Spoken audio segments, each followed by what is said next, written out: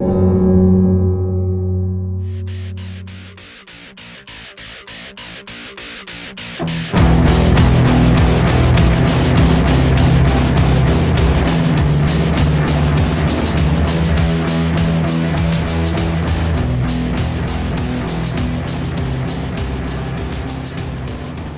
to Full Metal RPG. I'm Richie Buzzkill. It's a long weekend, and it's time. Oh wait, you'll be listening to this after that. Haha, time is funny. It's a flat circle. But I've got my good friend back again. We fixed his audio problems. We both feel bad about that. I got Rob back from England. How you doing, Rob? I'm good, thank you. You know, this might come out just in time for our big weekend. So the next weekend, we've all got 4 days off because of the Jubilee. So we all get to pretend that we like the Queen for a couple of days, just so we don't have to go to work. Oh, right. Yeah. Oh, yes, the Queen. Yes, I will totally take those days off. Can we just continuously play God Save the Queen? Over and over again all weekend. Over and over. That's all we do. We're just going to stand there and with our moustaches and our big hats. And we're not. Traditionally, I would leave the country during an event like this. However, this year, leave the country is quite difficult. So we're just going to drive somewhere instead and try and get away from the weirdos with the Union Jack hats on. Yes. Oh, they actually wear Union Jack hats? Yeah. Oh, yeah. There's very much. We've become very American. We've become very Americanized. Yeah, I thought you guys were better than that. No, Union Jack hats, bow ties, cummerbunds, waistcoats, everything. You know, just no, it's not good. Not my time of year, basically. Oh yeah, the nationalism swells again. Anyways, yeah. But I do envy you having a leader that is the person that they can look at that has no power and worship, and then not have the other, the person in power you can all throw mud pies at. So I do appreciate that in some ways.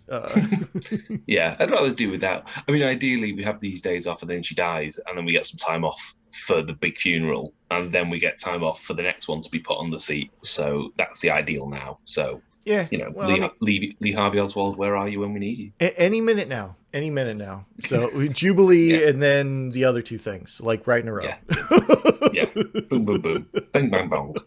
To be honest, she's probably already dead. Probably just a sock puppet. Yeah, I'm still working on that. By the way, I've engaged our friend, the puppet maker Alex, and I've put a number out, but he did not respond. So either that was very offensive, or he's working on it diligently as we speak. So the Brendan puppet may or may not show up at some point. It's gonna be so good. So have you been playing? I know we hear from you occasionally on Realm of Fire. I'm hearing that train is getting back on the tracks. Yes. But that'll come in time. But have you been playing any role-playing stuff recently? A lot less. I think as doors are opening and people are actually meeting up again, miniature wargaming's taken to the front. But I've still got my regular group, and I've been playing. I ran a Vampire Chronicle for the first quarter of this year. Vampire the Requiem, all set in ancient Rome, and we did 3 months of that weekly, which is quite an intense thing to GM, really. Storytell, sorry, you don't GM Vampire, to storytell, and that was really enjoyable. I'm an ancient archaeologist. I studied ancient history and archaeology, so getting to use all my Rome knowledge was great fun. That's now gone on hiatus for a bit, planned hiatus, and then when all the next time we pick it up, it's going to be 50 years in the future to see what effects the coterie had on the future of Rome, and particularly on the Emperor Commodus and his legacy. Very, very nice. I really appreciate the flexibility of time of Vampire. Yeah. Being able to okay, you guys have all set fire to a lot of shit. We're gonna let those fires burn out, and we're gonna see what the reaction to the environment. I'm gonna come up with a reaction, and then we'll move on. But that's exactly what happened. An event happened. I saw how they reacted to it. Now let's see in 50 years. And the plan with this group is basically do this, after this story, move on to Byzantium, using the Fall of Byzantium stuff, then do a Vampire Dark Ages game with them, basically just to take that. And it might not be the same character, a kindred may get staked, but their sire can then, the next one, you know what I mean? Yeah, Childer. Childer, that's it. So yeah, that's the idea, just keep it as an ongoing one. And then after that, we've been playing Dark Ship, which is a hack of Mothership and Cthulhu Dark. Basically, incredibly rules light. Something we'll go back to as the main sort of subject of this episode. And we started, and it was meant to be, I think, at first, the atmosphere was very alien-like. However, it actually quickly spiraled into one of those, like 90s anime, kind of like Akira or Fist of the North Star, really violent, really horrible death stuff. One of our characters got cut in half by a laser, another one just got torn to pieces, and then the setting is we're on a colony ship, so thankfully there's a whole bunch of characters in stasis ready to be woken and fed to the enemy. So it's got very violent very quickly. Which has been great fun. Oh, that sounds rad. So it went from being suspense to just like, okay, this is a grinder here. Who is going next into this grinder? I really appreciate that 90s anime reference, because that is my era of anime, and I Ninja Scroll and all those like Demon Sage Shinjuku and all these like weird. It had this weird edge to it that you do not see anymore. Most society is that same way. But yeah, I'm not that in on anime, but when I think of it, I think of Bubblegum Crash and Bubblegum Crisis and Ghost in the Machine. And so that kind of just gunfire, people getting torn to pieces by bullets kind of thing, that it very much turned into that, with player characters dying. Nice. But not too much. A nice level. It sounds like a silly thing to say, but a good level of character death, not paranoia level of he's dead, he's dead. Yeah. Exactly. No, literally.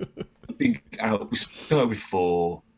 I think 2 of the original are dead. I think a third's on their way out. So it's not stupid, but it's enough to make you will get cut in half for that thing. You will get cut in half. So that's fun. We're coming to the end of that, and then we're back on to Saltmarsh, my only D&D game I've ever played in my life.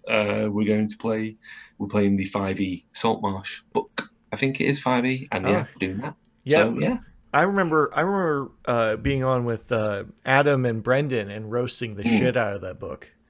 Like, it's I tell you what, it's strange. Like the first, I'm about to say episode, the first story, the sort of the haunted house, is very odd. It's feels like you should be running it as Scooby-Doo, not as a party of adventurers. It's very odd. Like, it felt strange, 4 heavily armored people just walking around being like, zoinks!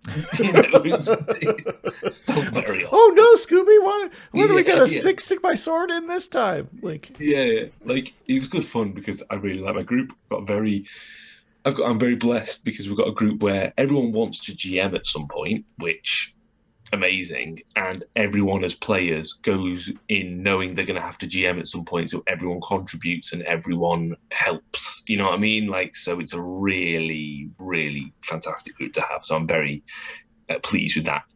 Yeah, that sounds like a lot of fun. I think what we mostly roasted that book about was the ship rules, but we don't really use rules. That's why I was thinking. It's like knowing the conversation we're about to have. I'm fairly certain that you're not using the terrible part of that book. If we are, I don't know, because that's all behind the GM's Wizard of Oz like curtain. But we've had one boarding action, and that was just basically a fight. So I don't know. As far as I'm aware, no, we haven't had any ship stuff, and I'm sure it'll be ignored. Right. It had it all. The ships had hit points, and they had certain sizes, and certain crews. No, definitely not. All this. Right. It was like, wait, are you 5e or are you 2e with a 2e with a bad supplement? Like it was bad.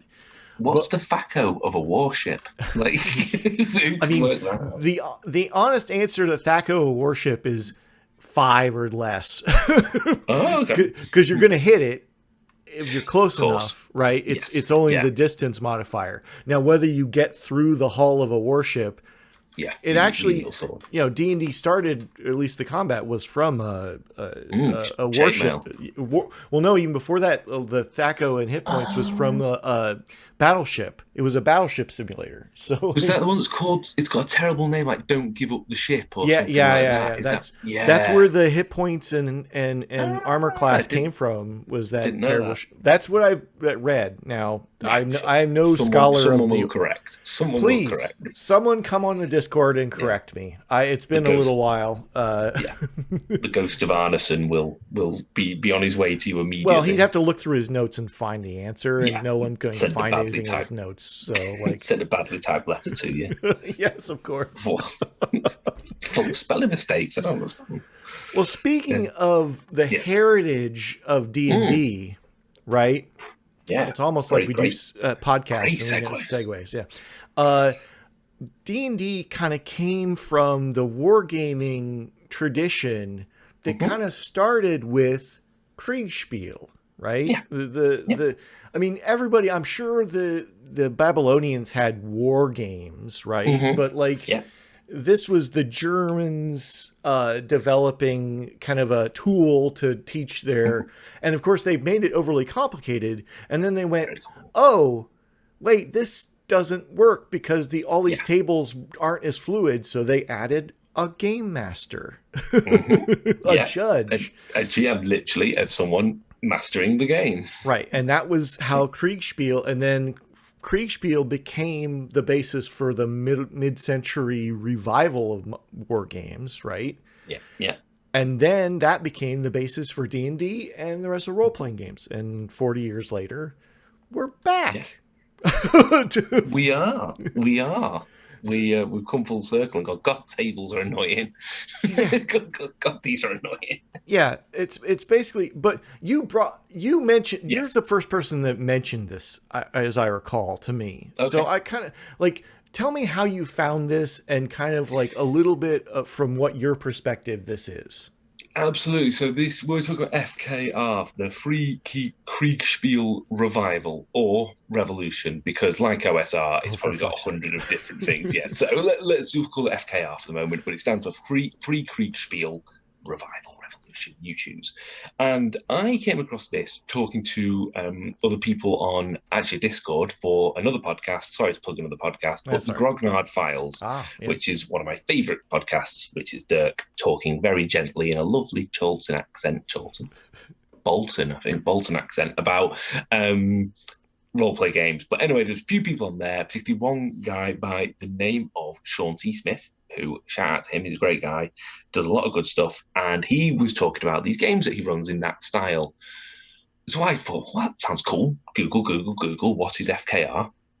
And yeah, basically, it seems to be a collection of Tumblr posts and blog ideas, and there's no central repository. There's no one has said this is what it is. Very much like OSR, there's no central location. There is a very active Discord, but the owner's a bit mad. No, mad's not. I shouldn't say that. The owner is gone a bit anti-vaxxer, anti-SJW kind of thing. So I was like, I'm out. No thanks. I'm out.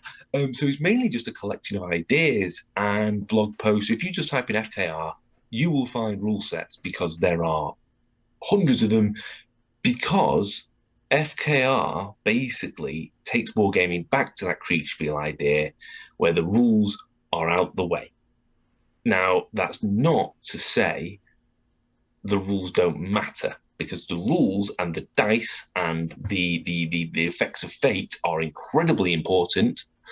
But what it goes away from is, like the Prussian generals of the 19th century, rather than going, okay, this battalion's attacking a hill, plus 10% success rate because they're attacking a hill, plus 15% for their training, minus 16% because it's raining, throw some percentage dice to see what happens. Instead, and work out the modifiers. You remember those lists of modifiers you used to get in 80s RPGs. It's gone back to the games master going, what do you want to do? Oh, I want to attack that hill. Okay, with your troops and the situation, I'm going to say you've got a 70% chance of being successful. You throw the dice, and you live by the dice, this is essential for FKL. You cannot fudge dice rolls. If you fudge dice rolls, you're just playing tell a story, which is fine. If that's what you want to do, is just tell a story. Everway is still a popular game. Go play Everway. But if you just want to tell a story, this is not it. This does require the GM to be very fair, to be very, okay, this is what you want to do. This is the situation. Here's what you need to get. Maybe you use 2d6. Arneson used to use 2d6, and it would be a roll of, roll on that.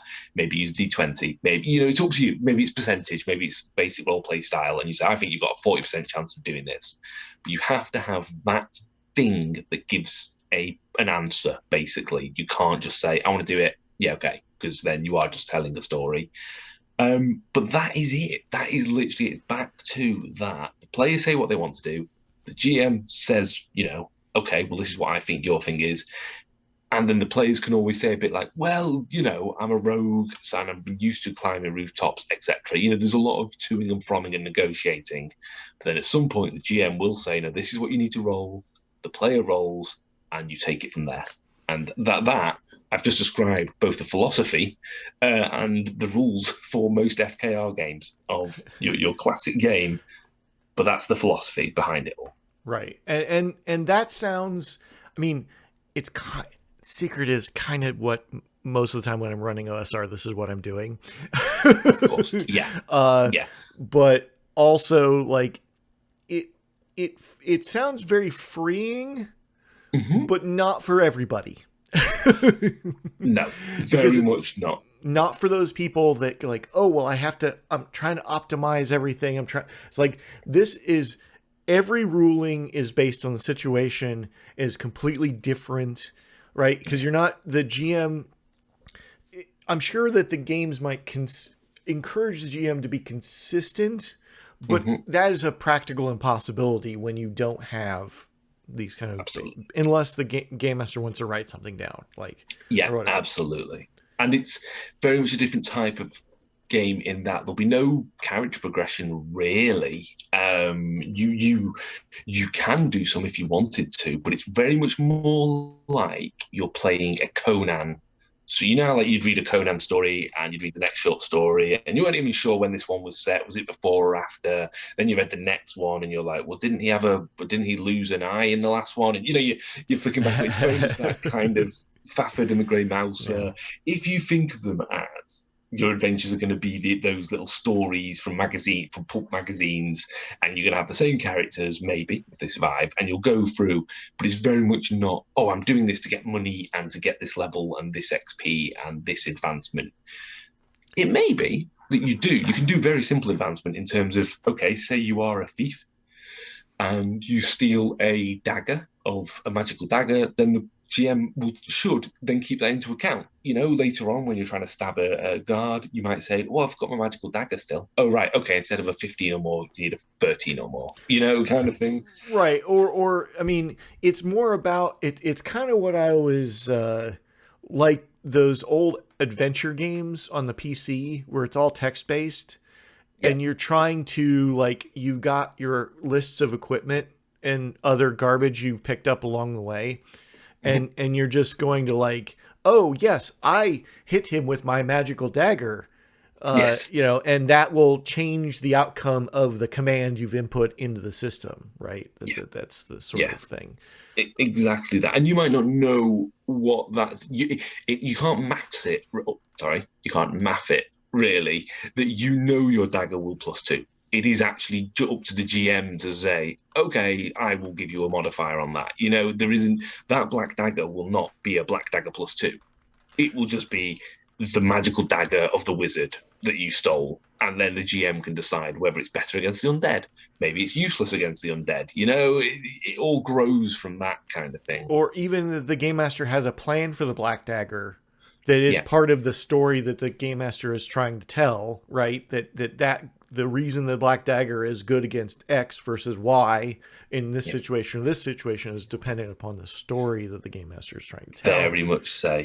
Very much so. I think a good way of thinking about it, if it all sounds a bit weird and hippy-dippy, is it's almost a amalgamation of OSR, of play the rulings, not the rules. And the OSR games have very minimal rules. Really, it's I want to do something dexterous, roll against your dexterity, mixed with Powered by the Apocalypse style game of tell the story, let the fiction drive the story. So it is almost, in a way, you're taking two things that, for a lot of people, are diametrically opposite.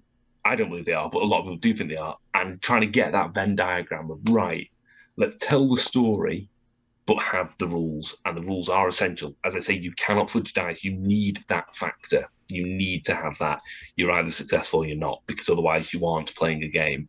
But it doesn't need to be much more than that, because we're intelligent people. Intelligent, if you just say, I am a barbarian, as a GM, I can easily say, okay, well, I'm going to give you bonuses on strength-based things. I don't need all right, what's your athletics? What's your brawn? What's your might? What's your jumping? What's your climbing? How terrible? How terrible do you roll on your stats? Like, how terrible did you? But like the thing about OSR that it sort of wanders back into rules encyclopedia territory. Like you just look at Old School Essentials and some of these other like more broader systems that are very, very popular right now, that they cover all these situations, and that's great if that's what you want. But like this is kind of like taking that, like, oh, it really wasn't a linear continuum, it was a circle, right? That narrative control and crunchiness of rules is a circle, and this just happens to be on the exact where those two things meet. Right? Yeah, I think so. I think it's almost a spiral in this case where it's gone in between OSR and it's gone very trigonometry, hasn't it? Oops, sorry. But yeah, because if you think about, say, Powered by the Apocalypse games, they're very much throw 2 dice and try and get 8 or more, right? Like that's the or is it 9 or more? You know what I mean? No, it's very much throw 2d6, try and get high. Yep, and exactly. There's consequences like, for not doing that, and there's even more consequences for doing even less than that. Like, but you don't even need, as a GM, when someone needs a 13 or more to succeed and they roll a 12, how often do you go, oh, okay, so you didn't succeed, but I'm going to give you like a, you were just off kind of thing. Like that's just a natural reaction, right? You don't need that codified. You might go, no, yes or no, but that's not what life's like. So you might just be like, okay, so you shot, but it literally deflected off the castle wall next to him. And then, and he ducks his head. So you didn't hit, but at least you got a little effect. You don't need that codified. Yeah. And that's what FKR does. It can be very dynamic because you're just talking between two people. There is literally almost no pieces or paper that are books that had to be consumed to like get this communication going. And I really appreciate that. So that sounds fantastic. So. I tell you what, I picked it up a lot more as well because I recently did a chat on the DM's book club run by my friend Fiona. She sort of covers different supplements and things you might bring into your games of 5e D&D, and we talked about Blackmore. And of course, if you talk about Blackmore, you talk about Dave Arneson, and his rules were basically FKR. The rules were everyone had 2d6, and he would give you a number to roll. It really was just a case of, I want to do this. Okay, roll. 8 or more. Roll it. And that's it. As much as a chaos agent, from what I understand, he was. This sounds like the perfect version of his system. And the fact is that 2d6 those are the dice you could get. You couldn't get a D20. You couldn't get a D10. Like these are the dice you had. So like, what more do you need? Like, it's wonderful. It's such a wonderful sort of freeing system because you do just realize there's a lot of role-playing games that I like where I just drop the rules quite quickly. I like target number games. I do like I need this, roll a D20, maybe +1, maybe +2, that'll do. So this suits me down to the ground. But I do think we almost rely on the rules in the books too much as role players because we want to see what the effects of a torch is in darkness. Does that give me a +1 to my bow shot or a +2 to my bow shot? It's a torch in darkness. It's like, who knows? And you're relying on the person that wrote the book to know that any more than you do. And they're not. The people behind the curtains, the people that write these games are just us. They're not experts in military combat and stuff like that. They're just us. I mean, and it's worse if they are, because they're trying to bring too much to the table. And also, like, how many people have actually gone? I mean, they've written a dungeon crawler and haven't even just gone into a cave, right? Yeah. Because if you've gone into like a legit, like, gigantic cave, it is a mind-blowing experience, especially if it's not lit with electrical lights. Like, it is just like this, like, altering your perception, like, and this is really hard to codify. So this is why I think that this FKR thing sounds like we neither of us really know, but we can make it what we want and code it, you know. Yeah, and I mean, if the Prussian military can't codify an attack up a hill by a known factor of, say, a Prussian infantry battalion, no one knows how hard it is to hit a carrion crawler while in a cave of unending ooze. You know, like, right? We're all just making that up, and yes, you know, at that point, the modifiers you're given are bollocks anyway. You know, you might be using them as a something to go from, which is great, but to live and die by that is almost ridiculous, because you're sort of going, well, no, torches will only ever give a +1. What? Who knows? Just roll.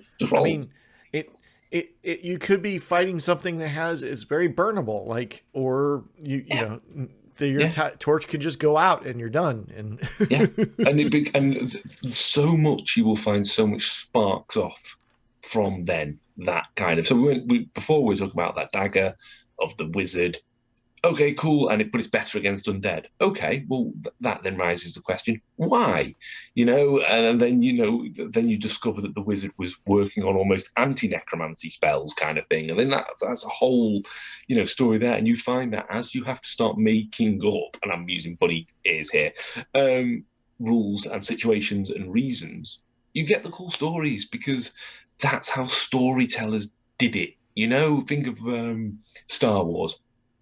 Obi-Wan Kenobi disappears when he gets hit by a lightsaber. You never find out why in the first film, but it doesn't matter. It tells you a cool story, and immediately it spins off that story that you want to know about.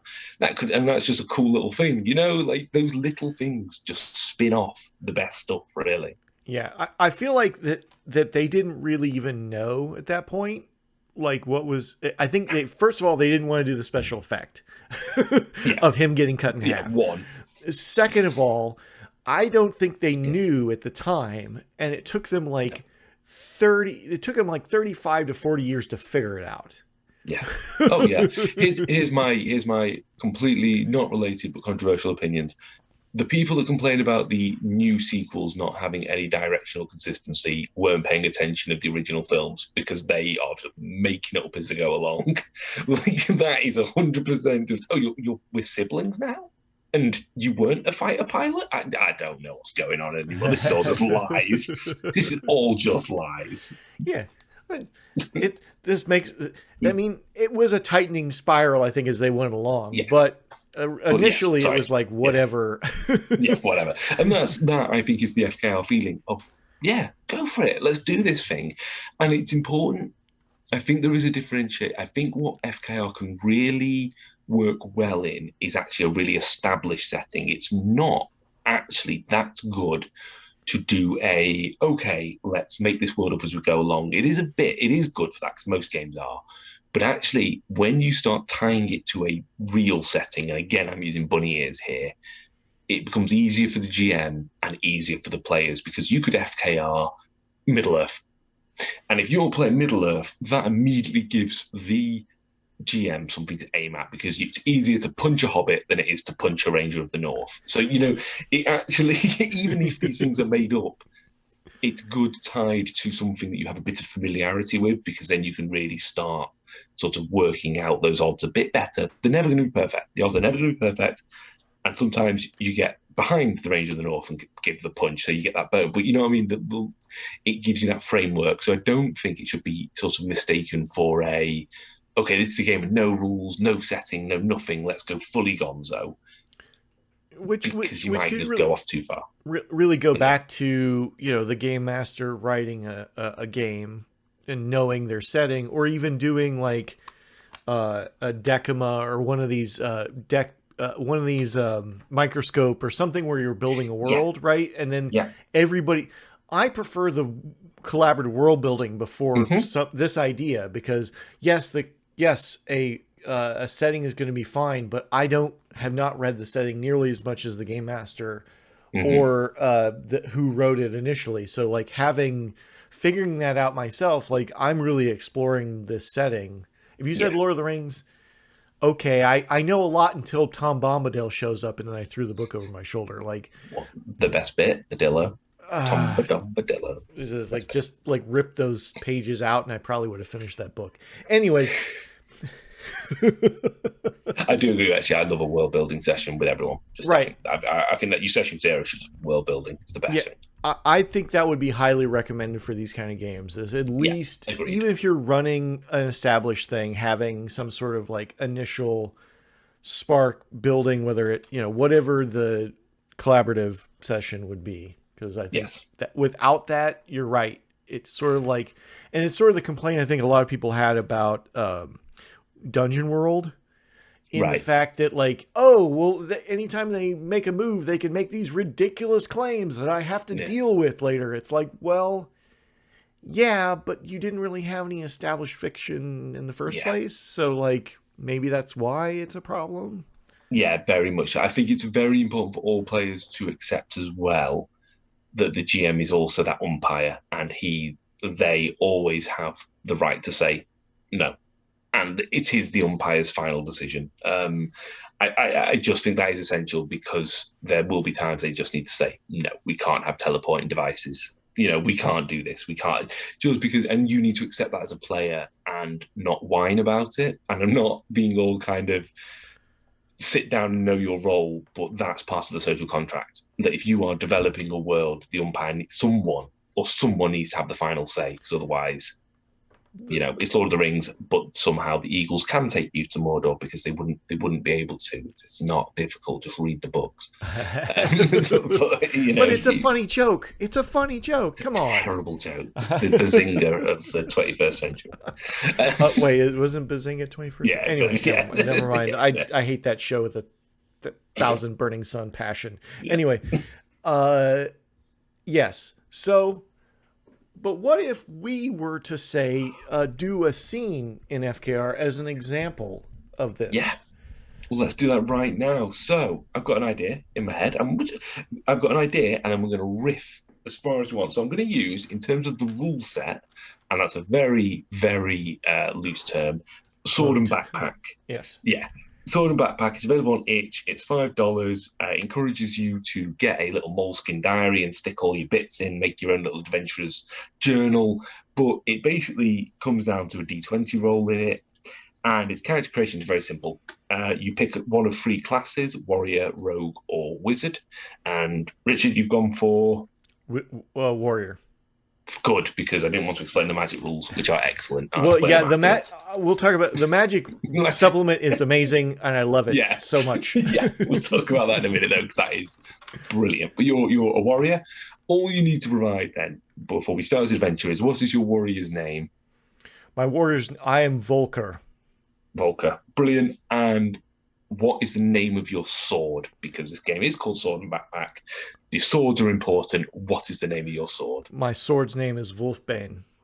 Wolfbane. Excellent. That's perfect. Then we are ready to go. Volker is ready to go. So, you got your D20 to hand? I do. Great. So you have been. Now I am playing. Look, no, nothing up my sleeves. I'm riffing this, and we'll see how far we can get in a game. Yeah. Volker has been pursuing his quarry. He's looking for a missing son of a merchant to the nearby castle that overlooks the village that he's come from. This castle is a great sort of tower, one major tower with an outlying wall built up on a cliff, with a very, not exactly a moat, but more a roughly hewn ditch around it. And at the bottom of the ditch are rocks and spikes and all horrible things. And Volker, you've followed the trail to this area, and ahead of you is the gatehouse. The drawbridge is down, but it is in such neglect that it is partially in pieces. There are some beams that make it all the way across, but others have fallen into the ditch, and you are at the forest edge, looking out. You're keeping sort of your cover. It is going into twilight, so it's a nice dark cover, nice dark light cover. There are a few torches burning on the castle walls. What do you want to do? Well, first is the moon. Is it a cloudy night? Is the moon hiding? Is there plenty of shadows between me? Yes, I'm going to say the moon is bright, but it is cloudy. So at points, for the majority, you've got cloud cover, but then ever so often there will be that slight break, and almost a spotlight will hit. So you can't rely on the moon, being obscured the whole time. Right. Do I spy any kind of guards or any kind of movement around the castle? Okay, so let's roll. I'm going to say, really, you've got a 50-50 chance. I don't think, has Volker got anything particularly, if you're a rogue, I'd probably give you a better chance, but I think at this, it's just a 50-50. No, so, I got a 15, so no. 15, brilliant. I'm going to say, yeah, so 10 or more I wanted. You get that, yes. In the gatehouse itself, you spy two figures wearing what appear to be robes with hoods up. They don't appear to be moving much. They're moving slightly. They're not on patrol. Maybe they are talking, but from this distance, you can't see. Just very occasionally, one will sort of be silhouetted, but you think there's two people in the gatehouse itself.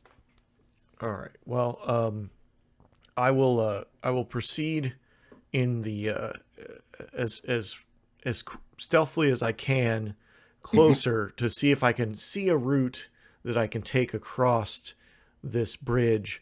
If I cannot see a route, then I plan on using the chains or the ropes to kind of like go up that and then kind of maybe get onto the wall. Got you. Great idea. Yeah, okay. You can throw me a dice on this to see if you can pick one out. And again, it's going to be just this one's nice and 50-50. This is just a perception, just to see if you can make your way across. I missed it. No. As far as you can see that, no. The only way, really, if you went across the drawbridge, you would be very exposed. You would literally almost have to walk balancing across one of the only beams that still makes it across. So you think you should be able to grab the chains and haul yourself up. That's what I plan to do. Is I'll just pull myself up the chains slowly and quietly. Yeah. I'm not going to give you a roll for doing the hauling. I think that is your Brennan. You've done this before. You've broken into many cults and many temples. What I am going to make you roll, though, is a sort of stealth check. Okay. And I don't think you're going to be that stealthy. I think if you were the rogue, I'd make this easier. You're not going to be that stealthy. So I'm going to say you need a 13 or more. All right. I got a 16. You got a 16. Brilliant. Yeah. As I say, you've done this before. You pull yourself up at one point. It looks like something's about to come free from your backpack, and you grab it before it falls. But you pull yourself up onto the top of the gatehouse, away from the two guards at the bottom. So on the top of the gatehouse, it is sort of a rectangular, probably about 20 foot by 10 foot. There is a figure here. There is one of these figures in a robe. However, they are neglecting their guard duty. They are sat with their back to you, warming their hands by a very small fire in the back right corner. Their weapon is to one side. You can't really make much out of them because to you it's just a sort of robed figure, and you see their hands. They're rubbing them and putting them by the fire occasionally. But they're the only person up here, so this was the person on watch, and they're obviously not doing their job. All right. Well, I'm going to sneak up behind them and put my arm around their neck and hold Wolfsbane with the other hand. Okay. I'm going to say this is easy. This is your kind of thing. But there's always that chance. There's always the Han Solo stepping on the twig moment. So 5 or more on a D20. Really nice and simple. Yes. Yeah, great. Yeah, you do them. You get them into a headlock, bring Wolfsbane across their neck. They try and shout, but you're able to squeeze them quiet. Their hood does fall back, and they are male with a shaved head, and on the back of their head is a tattoo, very roughly done, very poorly done, of a scorpion. Now I'm going to make you do a knowledge check here before you roll it. Is Volker. Volker, I should see that if I was playing really, I'd have a bit of paper next to it. Is Volker a native of this land, or is he a traveller who's come? Is he come looking for adventure, or is this a native thing? I think he is a native of this area. Right. Okay, that's great. See, that we were discussing before we started playing is a kind of character development moment where we now know that, and that is a factor I will take in, because next time you go abroad, you can't then say, yeah, I'm also a native here as well. I spent many youths in many different places. Yeah, a lot of holidays. And this is why Sodom Backpack has a notebook sort of mechanic, but we'll talk about that afterwards. Okay, so if you are a native, this is an easy check. 7 or more, please, on a D20. Yes. Right, you recognize this symbol. This is the cult of the Scorpion. They are one of many evil cults that sort of reside in the countryside. Occasionally, they are put down by the local sort of cleric and church organizations, but like nasty bugs, they always resume. And you suspect if they've kidnapped this merchant's son, it is probably for a reason of sacrifice or something like that. That's their MO, is to capture a notable and then sacrifice them to their gods, or god, which is a big scorpion. Yeah. Well, I don't hear at least right now, I'm not hearing any kind of sacrificial drum beats, so I'm going to... No, nothing at the moment, no. But I will search him to see if he has any keys or any kind of like useful items that I can... I don't need his sword because his sword is shit, but like, anything else. What's he got? I'm going to say no. I'm going to say he's not actually got much on him. Maybe some dried meat for rations, but nothing particularly. This is just, he's been put up there to look out, and he's done a bad job at that.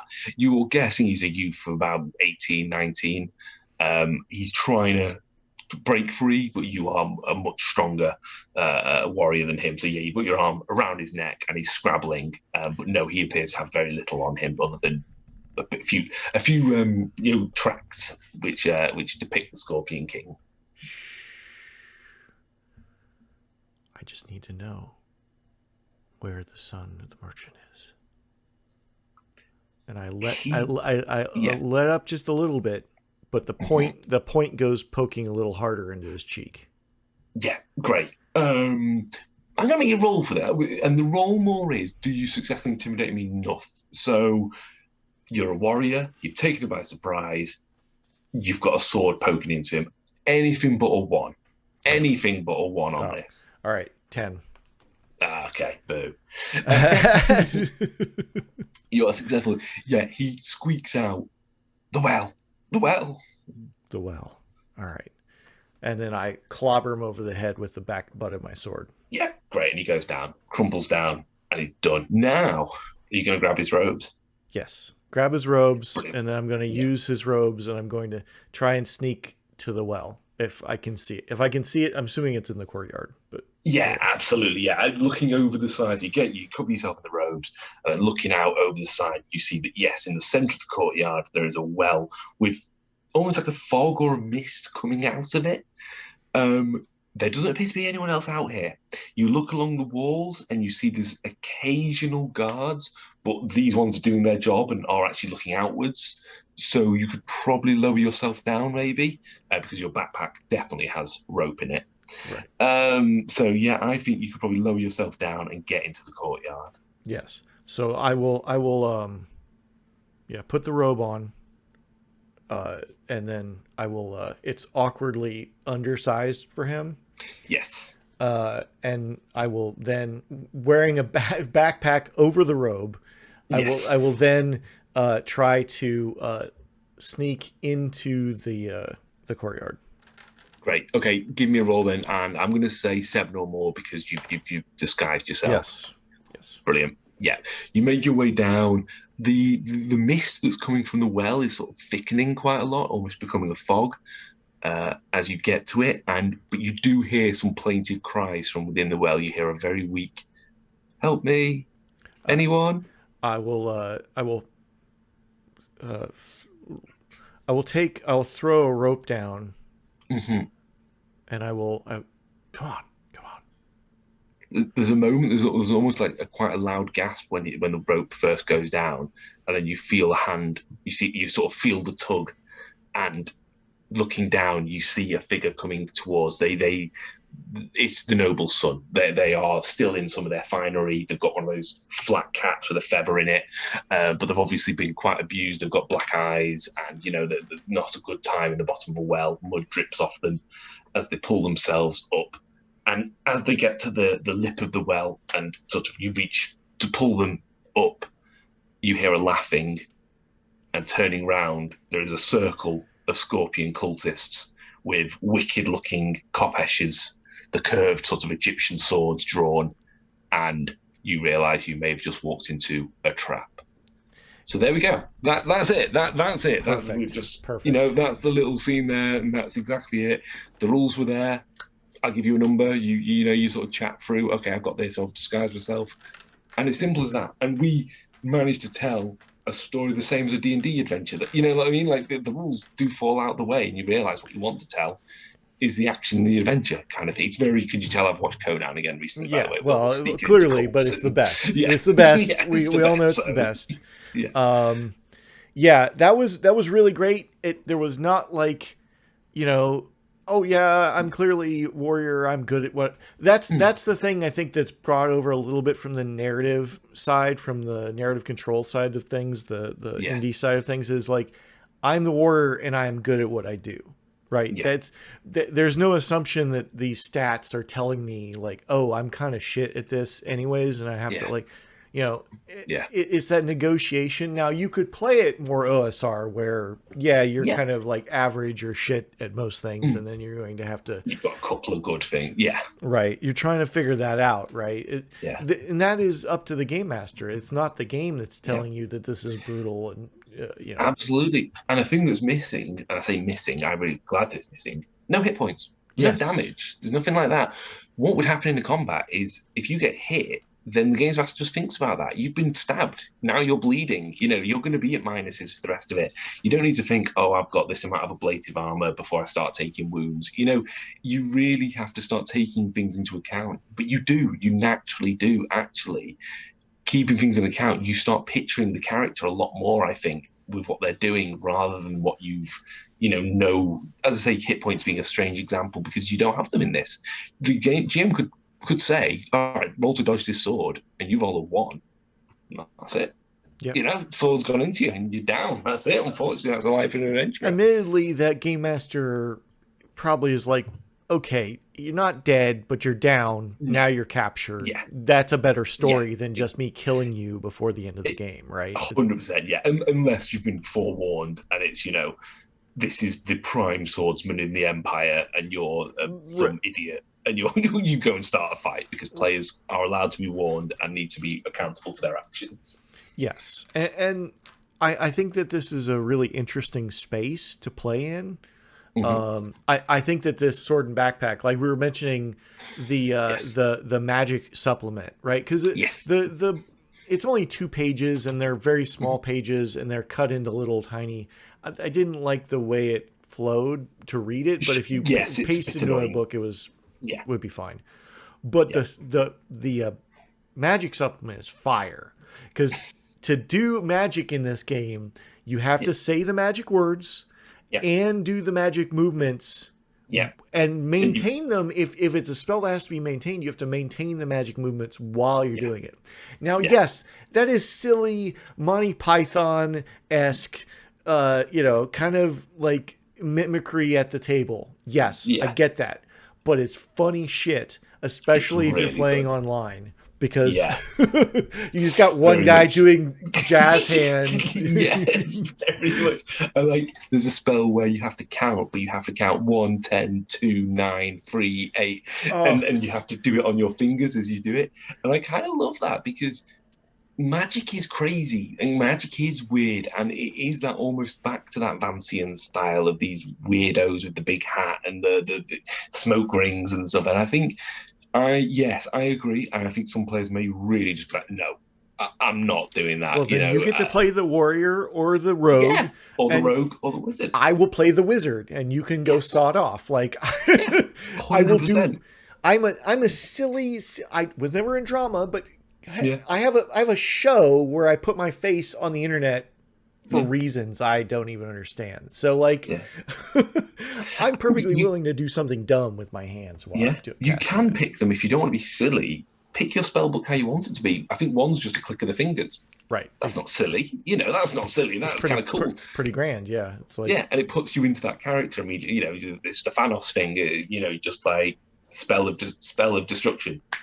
Cool. You still have to roll to see if it happens, but you have to make sure you do the thing, or you don't even get to roll. Which I think it really does just let the stories flow so well, so much that you just tell these very Conan, very Fafhrd the Grey Mouser, very Michael Elric stories. You can just get on with it and build. So, as you mentioned before, the Sword and Backpack, how it's done is you have these pages and it says you should cut them out and then paste them into a small notebook, and it recommends the moleskin ones. And all the other pages are for you to write stuff in and chronicle your adventures and make your story. So you would say, okay, he is from this land, he's encountered the scorpion cult before, and you end up with these lovely physical little mementos. Your character sheet, there is no character sheet. The character sheet is the notebook of your adventures, which is amazing. I love that. Right. And when you say something like I'm from this place, right? That then spirals into you maybe like while you're waiting for your turn or whatever, maybe writing a thing about where you're from or whatever. Like, it gives you something to do other than stack dice if somebody's going off on a tangent. Absolutely. And you are encouraged to, because maybe the people from that region are known for their fiery temperament, and you just write that down. Next time you're in a social scene, you've got that. Really, it is a storytelling device, but you've got to also keep the game. And I do think that's essential. You've got to keep those dice rolls. I'm annoyed you didn't fail a single dice roll, but there you go. Well, look, like I said, I'm following the die. This die happens, and you have to. Yeah. Well, I did roll. I did fail one. It was to get across the bridge, right? But it wasn't. Yeah. It wasn't the one you wanted to fail, which was to be silent and not get jumped immediately. 100%. Yeah. And, as I say, rules-wise, if you'd have been the rogue, I would have given you an easier roll to climb the thing. I would have given you an easier roll to spot things, you just play it like that. But a harder roll to grab the guy, just as simple as that. Yeah. I could, the only downside to this I can see is this is not going to be a great first role-playing game if you don't know about fantasy tropes, right? This is like, for people that are kind of sick of all these rules that want to do something different, because it's not that kind of troping. I 100% agree with you on that. I would say the ideal path would almost be play 5e, play OSR, play Powered by the Apocalypse, play this. You almost want to taste each of the different types and then just go into this, because I agree, it's the best chefs cook the simplest things, and that's the best way of doing it. Unless there are kids, I think would love this. I think this would be a great system for kids, right? Just pick the die up and tell me the number. Like that's, and then I'm just doing all the arbitration. There's no numbers on a page to confuse anybody. No, because they're willing to go with you on anything. This is the problem with dealing with adults, is they're a lot of times not willing to just go along with things. Yeah. So I agree with kids. Would be fantastic. Gives them a reason to pick up those stupid, the weird dice that dad plays with, kind of thing. He gives them that excuse, and it gives them to look at numbers. Kids are smart; they can work out what a number is. And if you say, "Oh, you need a 20," they know what that means. That becomes you're right. If you go into this as let's all sit down and play an RPG, you might just scare people away. Yeah. Because some people like structure. A lot of people like D&D, and I'm just hitting on D&D here, and there's absolutely no shade on D&D. D&D there's a reason it's market all the leader. fantasy D20 games. It's basically the same thing. People like what am I going to do on my turn? I can do a move and I can do an action. People like that structure. Fine. I don't, but that's just because I've played these for so long now that I don't want to think about how many 5-inch squares I move. Right. This is very refreshing for those of us who have played for entirely too long. We should have quit a long time ago. That we have podcasts about these things, and we have been thinking. And t-shirts. We have t-shirts, like literally, like I'm wearing my new Full Metal RPG t-shirt that we had made that is in the old TSR logo style. So good. Plug. But yes, I really appreciate this, and I'm looking forward to. We were talking to a few other people to try and get something going once timing permits, as we were trying to get people that have a lot of things to do together. Yeah, but yes, we're going to try and get some Blackmore games played. You know, let's go back. Let's go back to the beginning. Let's play FKR and Blackmore and see how that goes. And you said, now that I read this, I need to punish you all with this because this is Jesus not good. Christ. Oh my God. Module DA1, DA2. Jesus wept. Oh. It's like the Bible with bad writing. Oh, well, I mean, it's a double bad writing. Anyways. Yeah. So, yeah, we'll enjoy that. But yes, we'll report back once we've had a few bigger adventures. Once we've had that sounds fantastic. I'm really excited about that. Rob, great. Thank you for coming and helping explain this and running Thank you very scene. much.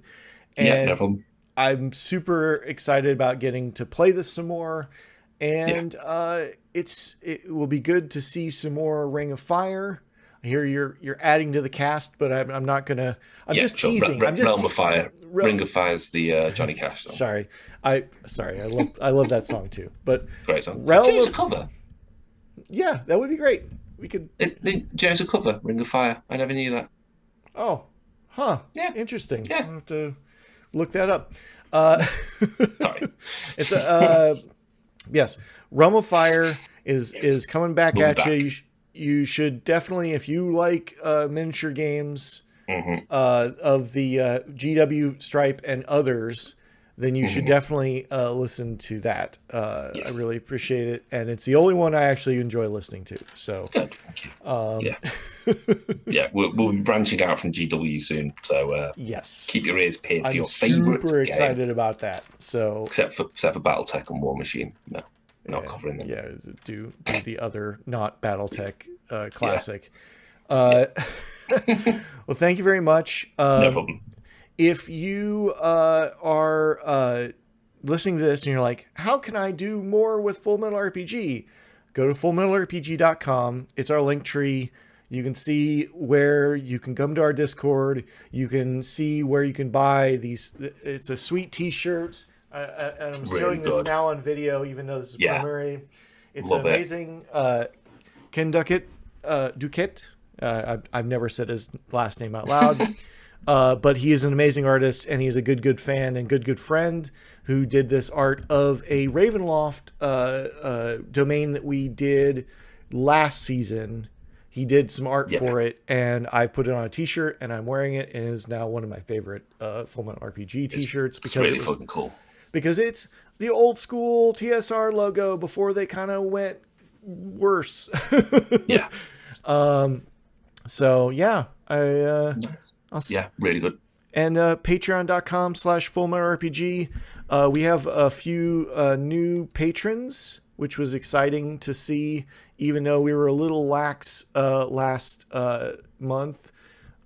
There's another show on this feed called Fortune Seekers and Gravediggers with our good friend Gabe and Malcolm, and they talk about OSR exclusively. We're going to get another episode from them here in another couple weeks, so probably about one episode from them a month, and I'm trying to, get these out every couple of weeks, but due to the real world coming back and having to travel multiple times, the worst. Very annoying, super the worst. Yeah. I could not do more episodes this month, but coming back and doing that, and then Patreon shoutouts. Kayla Balanceifer has joined the Zealots, and we appreciate her coming on and bringing her knowledge, but also joining the Patreon, as well as Jeffrey. Fantastic. I can't believe you have joined to help continue this show. Really appreciate everybody that can donate. I really appreciate that, and it means a lot to me. I have some things. Look. I have a giant bag of Full Metal RPG dice, and I am going to be sending to patrons soon, but I gotta figure out. I got all the mailers. I gotta get that figured out. But I really, they're really cool dice. I will be sending those to patrons only. Thank you, Rob, for coming on the show and hanging out. Really appreciate you. Thank you. And yeah, thanks for having me. Rob.